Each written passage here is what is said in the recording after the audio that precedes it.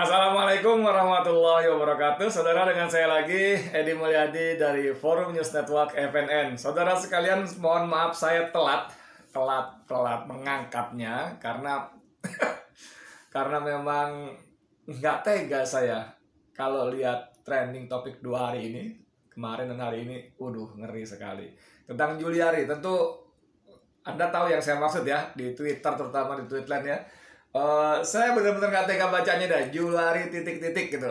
Kejam sekali nanti sini. Tapi memang kalau dipikir-pikir ya nggak salah juga. Memang kelakuan menteri dari PDIP ini, Partai Demokrasi Indonesia Perjuangan ini, memang sungguh-sungguh keterlaluan. Sungguh-sungguh keterlaluan. Sebagai menteri sosial, dia mengkorupsi dana bantuan sosial. Maksudnya memotong, mengkorupsi bantuan sosial ya. Dan angka yang paling kecil waktu itu 10.000 per paket ya, sehingga dia terkumpul 17 miliar. Tapi versi yang lainnya itu sampai 30.000, 40.000 per paket edan ya. Kalau 10.000 sampai 17 miliar itu berapa? Dan sekian juta paket. Nah, ini yang saya maksud ya. Ini di Kumparan dan banyak berita yang lainnya disebutkan bahwa Juliari Batubara, akhiri penderitaan kami, bebaskan saya dari segala dakwaan. Gila nggak judulnya? Dan ini diucapkan dalam sidang ketika dia membacakan pledoinya, pembelaan dia ya. Juliari Batubara, akhiri penderitaan kami, bebaskan saya dari segala dakwaan. Wah, dahsyat. Mantan Menteri Sosial Juliari Batubara menjalani sidang pledoi atau pembacaan nota pembelaan dalam sidang lanjutan dengan dugaan suap bansos COVID-19 di Pengadilan Tipikor Jakarta Pusat. Dalam sidang tersebut, Juliari memohon untuk mendapat vonis bebas dari majelis hakim. Gimana? Udah OTT, ketangkap tangan korupsi, bansos pula di tengah pandemi, uang yang untuk rakyat kecil yang konon katanya diklaim sebagai konstituennya, kan kita nggak lupa dong.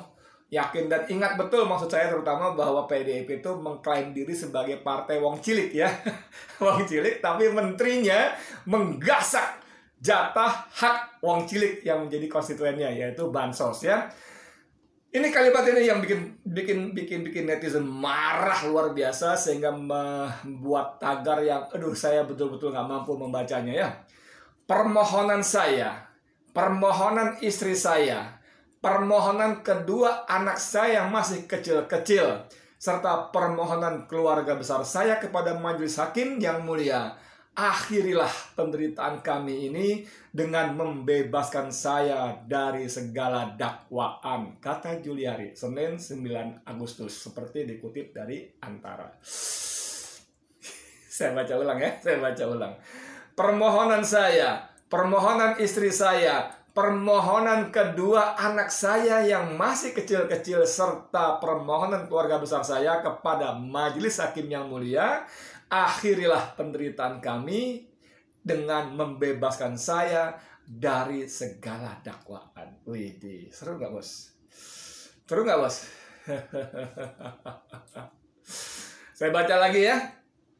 Putusan majelis yang mulia akan teramat besar dampaknya bagi keluarga saya, terutama anak-anak saya yang masih di bawah umur dan masih sangat membutuhkan peran saya sebagai ayah mereka, ucap Juliari. Lalu ada lagi kalimat berikutnya, tidak hanya dipermalukan, tapi juga dihujat untuk sesuatu yang mereka tidak mengerti. Badai kebencian dan hujatan akan berakhir tergantung dengan putusan dari majelis hakim. Saudara sekalian, Anda bisa bayangkan nggak ada seorang menteri, kader partai yang melakukan korupsi di tengah pandemi, yang dikorupsi jatah rakyat kecil korban pandemi virus COVID corona itu ya, virus Wuhan itu.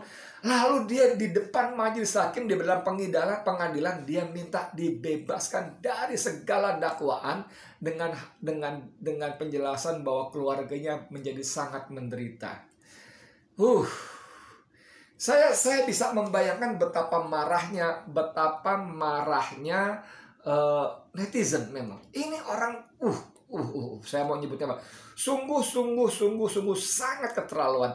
Pembelaan dengan menyusun kata-kata kalimat seperti tadi, mencoba menyentuh sisi emosi bagaimana keluarganya menjadi menderita.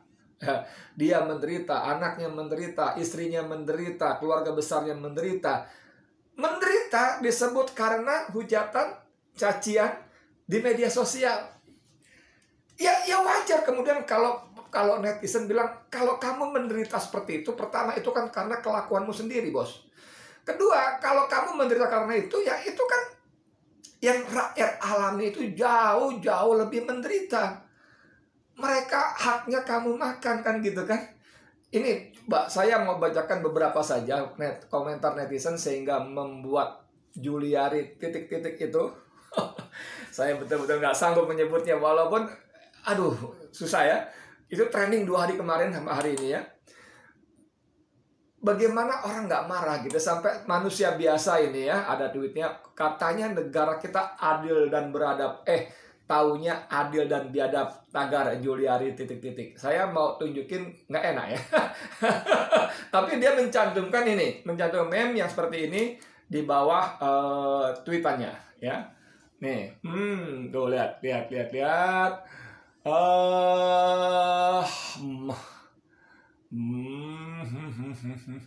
Makin tajam ke bawah, tumpul ke koruptor. Saya bacakan, ini ada 2 foto. Yang satu foto kakek Samirin. Kakek Samirin memungut getah karet seharga Rp17.000. Rp17.000 divonis 2 bulan 4 hari. Kakek Samirin memungut getah karet seharga Rp17.000 divonis 2 bulan 14 hari. Ini saya kedain biar kelihatan. Saya baca. Nih. Kelihatan tuh. Kakek Samirin memungut getah karet. Memungut itu artinya barang yang jatuh ya, yang sudah jatuh di tanah, di bawah, tapi divonis 2 bulan 4 hari. Rp17.000, bos. Mohon maaf ya, bukan sok kaya, mohon maaf banget. Rp17.000 bisa apa gitu loh. Bisa sih makan sekali di warteg gitu. Tapi apa harus dibayar dengan penjara 2 bulan 4 hari gitu loh. Sementara di sebelahnya ada Juliari Batubara, korupsi dana bansos 2,7 triliun, dituntut hukuman 11 tahun oleh KPK. Ya, JPU, KPK. Padahal ketuanya Firly Bahuri jauh-jauh hari sudah sesumbar akan menerapkan hukuman mati. Ini Firly Bahuri, saya benar-benar manusia yang satu ini betul-betul nggak habis pikir. Bagaimana saya memahami ada seorang ketua lembaga pemberantasan korupsi, lembaga super body yang diberikan wewenang oleh undang-undang begitu dahsyatnya, tapi istilah Abdul Samad, mantan ketua KPK, mengatakan bahwa tugas pimpinan KPK adalah menghancurkan KPK dari dalam. Nih saya buka lagi ini Ahad 6 Desember 2020 pukul 17.35. Desember 2020, kira-kira 6 bulan yang lalu. 8 bulan yang lalu. Ketua KPK pastikan siap terapkan hukuman mati ke Mensos Juliari Batubara. Ini dia. Ya, ini dari Sindo. Ini beritanya. Ketua KPK pastikan akan terapkan hukuman mati bagi Mensos Juliari Batubara. Aduh, edan ya. Nah, ini kembali ke meme yang tadi ya. Bagaimana ini di bawah ditulis begini. Kalau dibandingkan hukuman kakek Samirin, maka harusnya Juliari Batubara mendapat hukuman kakek Samirin 17.000 dengan 2 bulan 4 hari. Itu artinya Juliari 2,7 triliun rupiah harusnya dihukum 28.109.509 tahun. Netizen ini ya, kreatif. Kalau kakek Samiri memungut getah karet yang di bawah ya, yang di tanah, dihukum seharga 17.000 dan dihukum 2 bulan 4 hari, maka seharusnya Juliari Batubara yang korupsi 2,7 triliun itu dihukum selama 109.589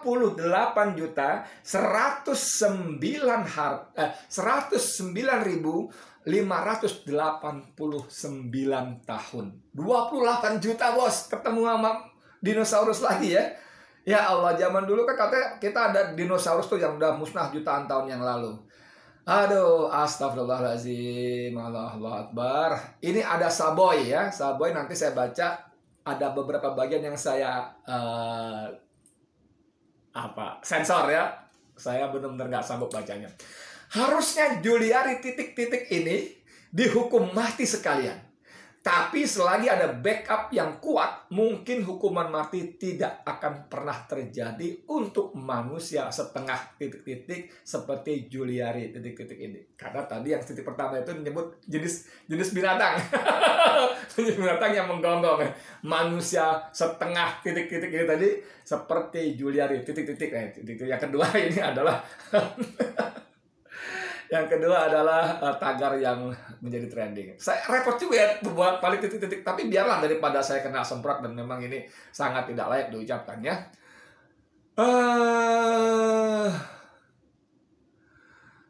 Aduh ya Allah, astagfirullahaladzim, ya Allah ya Allah. Seru. Ini ada dari Nana Anissa. Gini amat negara kita, seenak-enaknya korupsi, sedangkan orang-orang miskin di sana pada menderita mencari sesuap nasi. Juliari ini seharusnya dituntut penjara lebih lama. Oh, dasar bos. Ini memang bentuk kemarahan netizen yang memang sungguh-sungguh keterlaluan. Jadi begini saudara, yang saya mau bilang adalah bahwa dengan ucapannya itu di pengadilan itu kan menunjukkan bahwa dia tidak merasa bersalah. Dia tidak merasa bersalah mengkorupsi dana bantuan sosial untuk rakyat miskin yang menjadi korban. Justru dia sibuk dengan diri dan keluarganya. Dia sibuk dengan diri dan keluarganya bahwa akibat perbuatannya itu keluarganya, anak-anaknya, istrinya, keluarga besarnya menjadi menderita karena hujatan, cacian di media sosial. Kan mestinya ini seperti ketika dia memberi nasihat, ingat kan? Sempat viral juga bagaimana nasihat dia secara verbal. Kalau mau korupsi kepada anak buahnya, tolong ingat-ingat keluarga. Aduh, mulia sekali Juliari ini ngomong waktu itu ya. Kalau mau korupsi, ingat-ingat keluarga. Mereka akan menderita dan seterusnya dan sebagainya. Aduh. Ya Allah, ya Allah, ya Allah. Gimana kita bisa memahami hal-hal seperti ini? Aduh. Ini coba nih, ada lagi berita ya. Juliari minta maaf ke Jokowi dan Megawati serta ingin bebas. Ah, ini Republika ya, judul dari Republika. Juliari minta maaf ke Jokowi dan Megawati serta ingin bebas. Ya, saya gedein ya. Tuh kan, oke, ini postingan dari salah satu netizen. Lalu komentar gini, salahnya ke rakyat, minta maafnya ke presiden dan ketua partai. Warna merah. Salahnya kepada rakyat, tapi minta maafnya kepada presiden dan ketua partai. Ini sekali lagi menunjukkan bahwa memang tidak punya dia, tidak punya tidak punya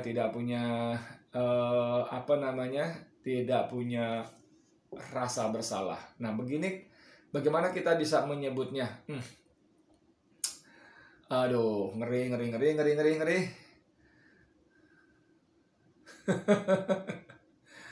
Aduh, ngeri. Apa nggak malu sama ibu ini? Juliari ini pengecut, nggak berani dipenjara gara-gara kesalahan yang dibuatnya sendiri. Dan kesalahannya makan banyak korban pula. Oh, ini ya. Ini ada berita. Oh, ini kita baca dulu. Oh, ini dia posting begini. Ya. Oh, sebentar. Dia posting begini, culo papi, ya, apa nggak malu sama ibu ini? Juliari ini pengecut, nggak berani dipenjara gara-gara kesalahan yang dia buat sendiri dan kesalahannya makan banyak korban. Ini cuitannya ya, tuh ya. Oke, di bawahnya ada gambar emak-emak dengan bayi kecilnya. Wah, dahsyat. Apa kata emak-emak di sini? Apa berita di sini? Karena himpitan ekonomi, rakyat miskin nekat jual emas rekannya untuk bayar tempat tinggalnya. Rismaya dipenjara tanpa belas kasihan bersama bayinya berumur 10 bulan. Sudah 4 bulan Maya dan Amin dipenjara. Rismaya, Maya ya. Jadi dia menjual emas milik temannya karena kesulitan ekonomi untuk membayar kontrakan rumah tinggalnya. Oke? Dan dia dipenjara sudah 4 bulan dengan anaknya. Laki-laki Amin, bernama Amin, berusia 10 bulan. Oh, Rismaya ini 35 mengaku nekat menjual emas rekannya karena himpitan ekonomi. Akibat ulahnya itu, Rismaya kini ditahan di lapas kelas 2A Watampone, Jalan Yosudarso, Kecamatan Tanate Riatang Timur, Bone, Sulawesi Selatan. Emas itu yang saya ambil, saya jual karena dasarkan ekonomi. Harganya 3,1 juta rupiah, kata Rismaya. Pemilik emas bernama Waris. Waris juga pemilik rumah tempat Rismaya menumpang selama ini di Kajuara, Kecamatan Awangpone. Itu saya lakukan karena terdesak. Bayangin, ada ibu-ibu menjual emas yang bukan miliknya, menjual emas milik temannya seharga 3,1 juta, di penjara sudah 4 bulan. Dan disebutkan vonisnya 4 bulan 10 hari, dan yang membuat kita miris, bersama anak laki-lakinya berumur 10 tahun. Sementara beberapa yang lalu kita baca bagaimana majelis hakim tidak kunjung mengeksekusi hukuman Pinangki, jaksa Pinangki, karena jaksanya pada sibuk. Edan nggak? Dan lebih-lebih lagi dia sudah vonis inkrah, tapi dia masih dapat gaji dari APBN. Gila nggak? Yang kedua. Yang ketiga lagi, dia deporting hukumannya begitu banyak ya, hanya karena dengan dalih dia seorang ibu yang masih punya anak. Emangnya Rismaya ini bukan seorang ibu? Emangnya Rismaya ini nggak punya anak? Dia punya 10 bulan, bahkan ikut di dalam penjara, bro. Masuk penjara anaknya itu 10 bulan umurnya. Ini kan hukum yang bagaimana suka-suka. Saya nggak bisa bayangkan ada seorang emak di penjara bersama anaknya berumur 10 bulan. Hanya karena menjual emas harga 3,1 juta. Ini ada emak-emak menyogok ke sana kemari, mempermainkan hukum segala macam. Di-korting hukumannya sampai 70%. Hanya dengan pertimbangan karena dia emak-emak yang punya anak kecil. Dan udah gitu sudah vonis jatuh pun, udah ikrah pun, tidak kunjung dieksekusi, masuk penjara dengan dalih jaksanya pada sibuk. Waduh, edan. Inilah negeri yang katanya berketuhanan yang Maha Esa. Negeri yang katanya berkeadilan sosial bagi seluruh rakyat Indonesia. Anda bisa bayangkan negeri yang katanya kemanusiaan yang adil dan beradab. Kemanusiaan yang adil. Di mana nilai-nilai Pancasila itu? Di mana? Di mana sila-sila Pancasila itu? Jangan-jangan seperti kata Sujiwo Tejo bahwa di Indonesia tidak ada Pancasila. Tidak ada. Yang ada cuma tulisan. Tidak ada Pancasila. Di Sujiwo Tejo itu di ILC waktu itu ngomong, kalau Pancasila ada maka BPJS tidak akan naik. Kalau Pancasila ada maka BBM akan turun ketika dunia lain harganya turun juga. Kalau banyak kan ya. Bagaimana Pancasila tidak ada? Lalu orang-orang berteriak, saya Pancasila, NKRI harga mati. Kemana? Kemana? Udah gitu kok minta pertambahan jabatan 3 periode. Akal sehat bos, akal waras bos. Aduh, Juliari, kamu menderita, anak istrimu menderita, keluarga besarmu menderita, tapi akibat perbuatanmu jutaan keluarga miskin Indonesia jauh-jauh lebih menderita dibanding kamu. Dan kamu sama sekali tidak punya rasa bersalah dengan ucapan itu. Selamat datang di negeri amburadul. Saya Edi Mulyadi untuk FNN. Assalamualaikum warahmatullahi wabarakatuh.